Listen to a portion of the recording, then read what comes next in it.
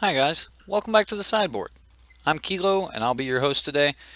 And today we're looking at the winner of our Reanimator series. I'm not going to go into great detail on a lot of these cards. I am going to talk about a couple of the changes we made.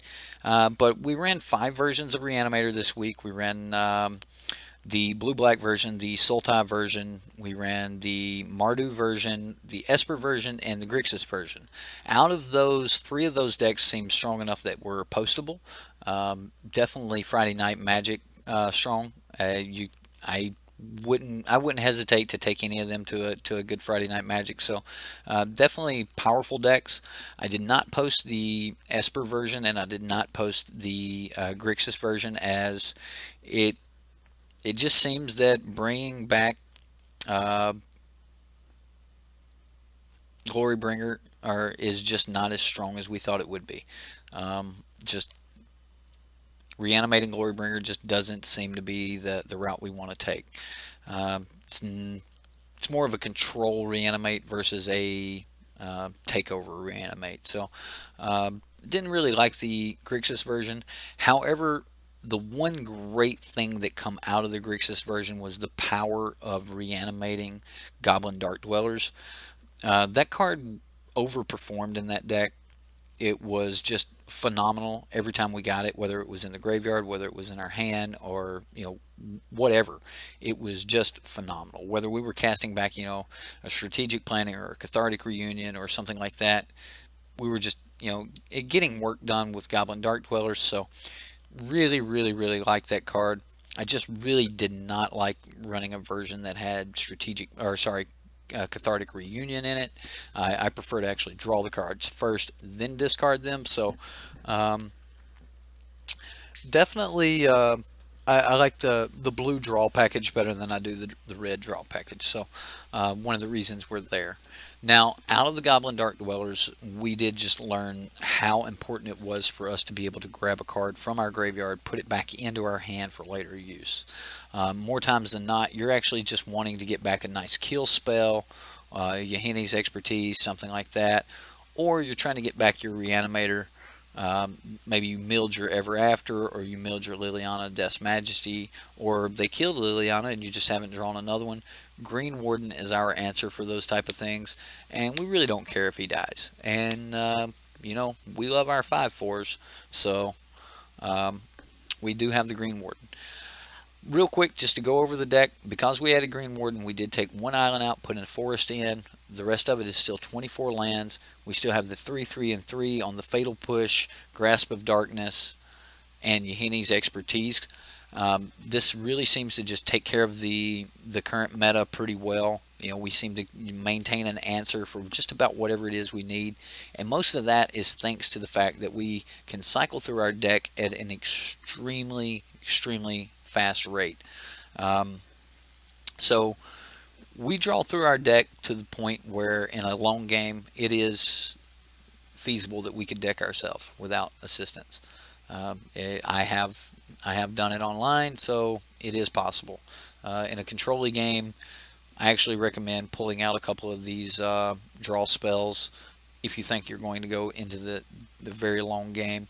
But if you're looking for that early, hey, quick, I'm out, I got it, here, and we're done, then definitely you're going to want these draw spells, because without a graveyard, you're not having a quick game. But a Razakath on turn 4 or turn 5 is a quick game. Not many decks in the meta right now have a way that can deal with Razakath main board. If they're not playing white, their chances of actually stopping this Razakath after he hits the battlefield are slim to none. There's a couple decks that have nevers in the main board, just a few decks that have absolute kill. Other than that, they're looking at Harness Lightning, and they have to have 5 mana or 5 energy already. They're looking at Double Grasp of Darkness. Just zombies is not going to eat him. He will swing over zombies all day long. This guy eats Aether Spear Harvesters like they're candy. I mean, he just nibbles on them. They're great. So Razakath being brought back by one of our powerful Reanimator spells Absolutely great. Again, I'm not going to go into great detail here on how well these cards work, but this deck actually made very good light of the first ability of the Scarab God, and that was never really relative in any of the other Scarab God decks I ran. However, in this deck, scrying for 5 has happened, so that's really, really great. Um, Pointing out zombies, Liliana creates zombies in 2 different ways. She'll either bring back your creature that will be a zombie, or she will +1 and make a zombie. Ever After, anything brought back from Ever After is a zombie. Note really quick that Ever After says put this card on the bottom of your library. We'll talk about that in a second. Kalatas, everything that is created, all the tokens created from Kalatas, zombies, which also means that all of the zombies that are created by everything else can be eaten by Kalatas. We even have a couple vampires in the sideboard that can be eaten by Kalatas, and even this wizard Naga here, or sorry, Naga wizard here, when he comes back as an eternalized creature, is then a black zombie Naga wizard. So another zombie. Lots and lots of zombies. This is our normal honorary zombie. Honorary zombie, as Saffron Olive calls him. This zombie, or this is not a zombie, but more times than not, you're bringing back with a Reanimator spell. Therefore, it's a zombie. Ishkana, she makes spiders. It does not help with the zombie effect, but Ishkana on turn 5, even if you're hard casting or if you're just playing a Lily to bring this back from the graveyard, this is your bread and butter. This deck wants to get Ishkana out as often as possible, as many times as possible. But yet it's not necessarily the end-all game plan. I don't see going up to a 3 or a 4 of in this deck, as Ishkana in most situations is just a card that we need to get into the graveyard so we can reanimate it to stabilize. Once we stabilize, at that point the life total actually starts going up. Another thing to mention, our deck is not a deck that stays at a life total.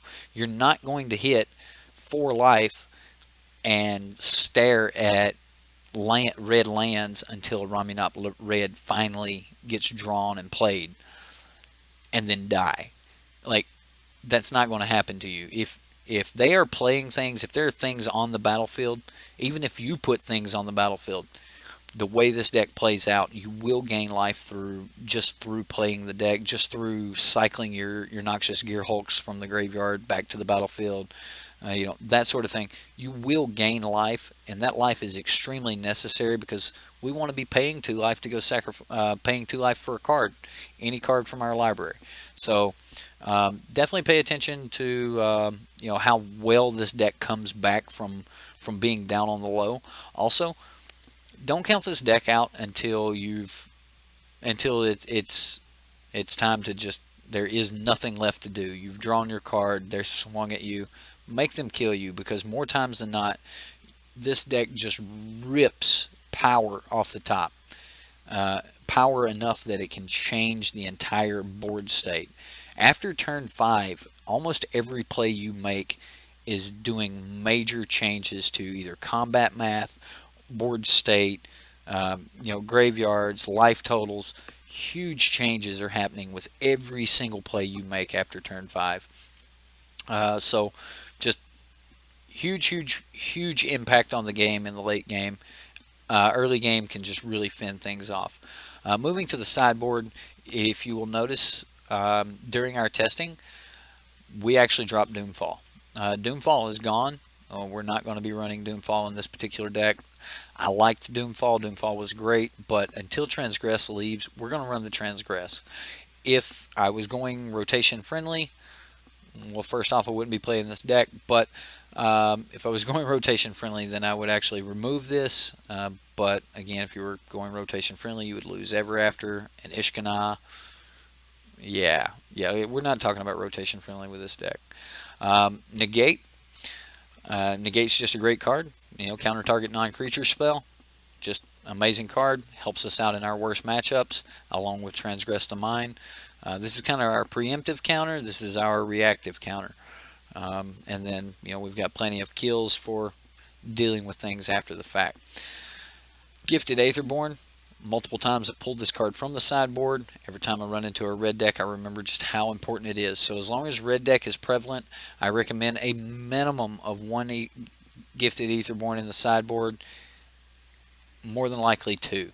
I do mention red deck, but however, this card actually has a really good matchup in the Teamer control, or sorry, the Teamer energy deck and the Teamer control decks that run the Hydra. This card is amazing against Hydra. Gaining a little bit of life against the red decks is nowhere near as important as killing a 7/6 Hydra. So, Gifted Aetherborn just absolutely amazing against that. Do watch out for those Harness Lightnings in the Teamer decks, though. Don't just think that Gifted Aetherborn is going to stick around and kill that Hydra. A lot of times you're just going to watch that Hydra just stay on defense if you have this Gifted Aetherborn. Manglehorn. This card's absolutely amazing. Don't worry about the green mana. You'll cast it off of either your Yahenni's Expertise or you'll pitch the thing in the graveyard and pull it back later. Great target to pull back with a Scarab God. A lot of times, we're a little weary about pulling certain cards back with a Scarab God because we're going to need to bring those back more than one time. So be careful what you pull out with the Scarab God. However, this card right here is normally just perfect. If you cast it at any point earlier, it died, then later you get to bring it back with a Scarab God. You've killed and slowed down more artifacts at that point than a single Manglehorn normally ever does. So you've gotten your value out of the card. But I definitely only think it's a one of, but it's a necessary one of. Great cards to hit are any Gearhulk, of course. That's absolutely amazing. Even against the control decks that are running Gearhulks, they try to bring in that Torrential Gearhulk to flash him in and block. Well, he's going to come in tapped, so sorry, you won't be blocking, buddy. So just great cards to bring this in. We've got God Pharaoh's Gift. That deck, this Manglehorn really just hurts that deck. Manglehorn hurts the Oketra's Monument deck. Not a lot of other artifacts in that deck to really slow down, but if you can stop them off of their Oketra's Monument, they turn 3 on Oketra's Monument and pass back to you, and you turn 3 on Manglehorn, or even if it's their turn 3, your turn 4, you play your Yahenni's Expertise, wipe their board and Manglehorn. You're looking at doing some serious work there. You just effectively, set them back a long time. Moving on to the Slaughter. This is our catch-all. This is really good because we can keep all the little creatures out of the way, and pretty much the only thing left around is that big fatty. We hit Delirium so smoothly that catching a turn 3 on-crop crasher into a turn 4 Chandra is not hard. You'll catch them both. I mean, it's really good card. In this deck particularly, it is even more powerful. I'm going to hate to see this card rotate out, but it's just a great card. That Sacrifice of Planeswalker thing is just absolutely amazing. I can see some argument for actually running Never in this deck, and I'll probably talk about that in just a moment, but as of right now, To the Slaughter is going to be my way to go. Flaying Tendrils, just a great card. Bring that in against those little aggro decks. It's also really good against green-black control because they know you have Grasp of Darkness. More times than not, they're going to try to even out their +1/1 counters when they bring in those Gearhulks and things like that. They're going to try to give themselves 5 power. Yahenni's Expertise with a Flaying Tendrils coming off the back of it can give you that 5 power. I just want to warn you that most of the creatures in our deck also have 5 power, and because the Flaying Tendrils will be cast, those will all exile. Not really something we're looking to do, but it is a play that we can make when things start just outgrowing us. However, in most of the time in those situations, we just want to keep in the fatal pushes and just take care of those ballistas and things like that. Moving on to Lost Legacy here. Great card. Not really fond of the way these types of cards play. A lot of times you'll cast this and hit a card, even if it's a 4 of, that they only had, say, a 60% chance of ever even seeing one of those cards. So, not really fond of this card, but there are certain matchups that you just have to have it. Against the Ulamog matchup, you're really going to want this in the Ulamog matchup. either for Hour of Promise or for Ulamog himself. New Perspectives, you're going to want to have this. Approach of the Second Sun, you're going to want to have this. And Flaying, what's it called? Flaying Sanity. Flaying Sanity, you're not running into a lot of those decks. Honestly, if I was bringing this in just for Flaring Sanity, I would probably bring in maybe a commit. I think I would rather have a commit than this against Flaring Sanity. So that being said, we'll move on down to Gonti. Amazing card. Again, in our Approach of the Second Sun matchup, you can use this to actually rip that Approach of the Second Sun off the top of the library.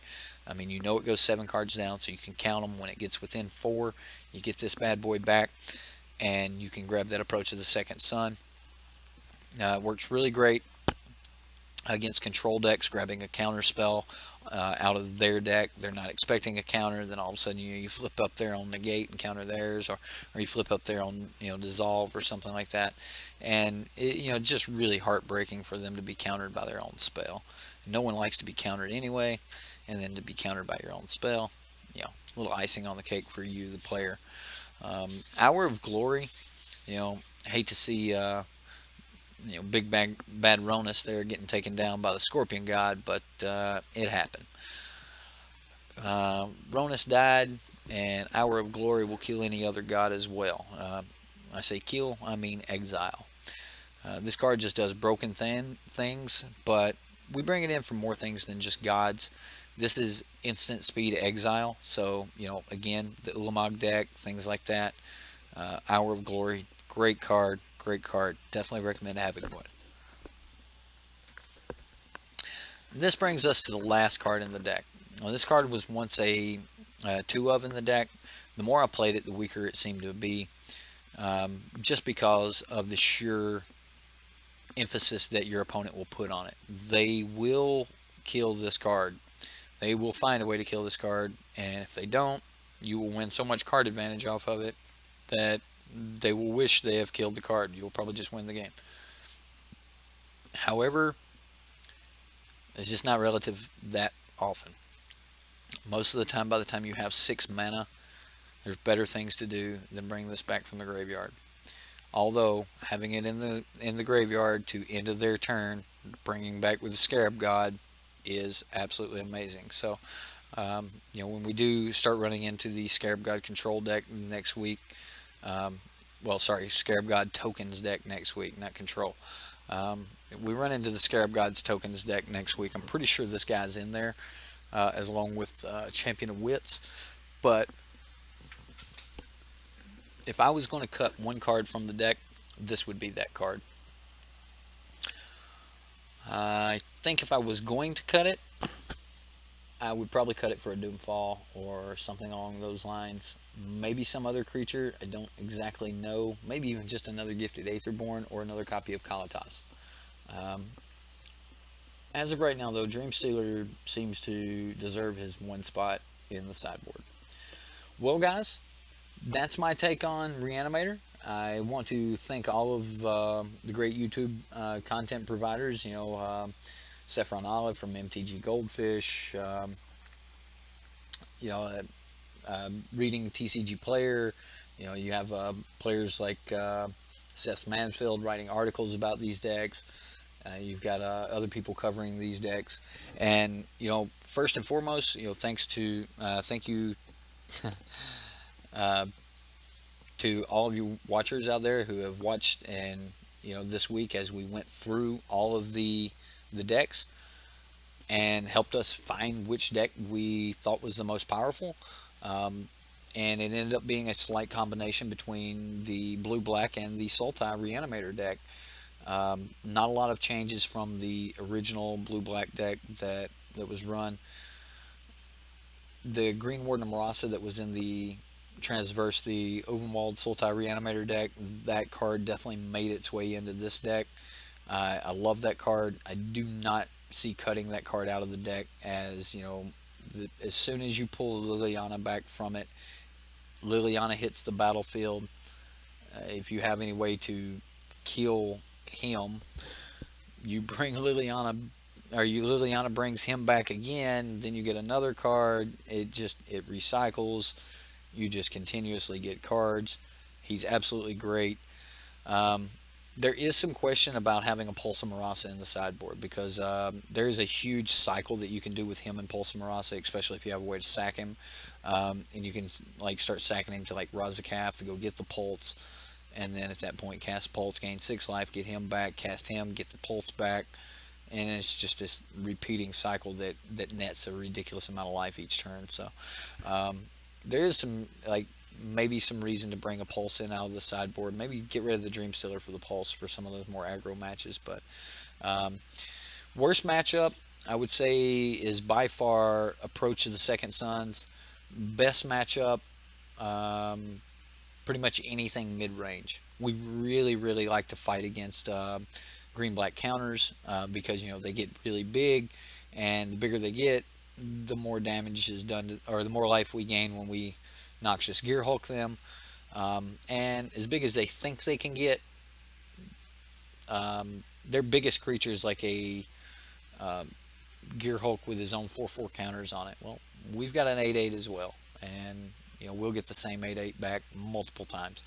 That or we'll just chump block. So we're not really worried about those big decks. We're more worried about the really quick under the radar decks that are just so fast that you didn't even see them coming, or those really slow control decks that have no creatures for us to interact with. We are holding a lot of dead cards. Our creatures are extremely dead in those matchups. So we're not as weak against a control deck that actually has creatures. However, the Approach of the Second Sun deck just has nothing, nothing, nothing, and our interaction with that deck is very minimum. So on against that deck, we just try to slam as many of the creatures from our sideboard into the main board, and just try to hit them, and just try to just hit them, and hope we can get them and be clever about it and stop the approach with either a Gonti or the negate. Other than that, though, that's the deck. Next week is tokens, so let me know. One of the major cards that we're going to be brewing around is Anointed Procession, and we're going to see exactly just how many tokens we can build. Are we going to be running, some of the doubling season effects or something like that? Some other ways to get multiple tokens or multiple copies of tokens. So we're going to look into those. I will say that we're going to start the week off with Sam Black's Abzan tokens list from a few months back. That's kind of the basis on where I want to go. I want to kind of see what that deck has done, what that deck has grown into, and what we can currently run that deck with now that we're here in the Amonkhet, now that we're here in the Hour of Devastation. And let's just see what that deck has grown into and what we can do with it. I definitely think that we're going to be testing some Marionette Master combos. I love those combos. I definitely think that Marionette Master, has a place in the format and will continue to have a place in the format as everything rotates out. I think we're all going to see just how powerful Marionette Master really is, especially with some of these abilities to bring her back as a 4/4. So, just something to think about. If you like the show, please give us a like and a subscribe, and catch us on Twitch at the Sideboard. My name's Kilo. It's been a great time hosting you guys. I've had a lot of fun with Reanimator this week, and hopefully we're going to have just as much fun as we dig into the tokens archetype this coming week. And hopefully our YouTube content providers will have some other great versions of the deck that we can run, and we can just kind of test those and see just what really is the version of that deck we would want to run if we chose to build, or if we chose that we wanted to run that archetype. So we'll see how strong it is, and we'll go from there. It's been great, and we'll see you later, guys.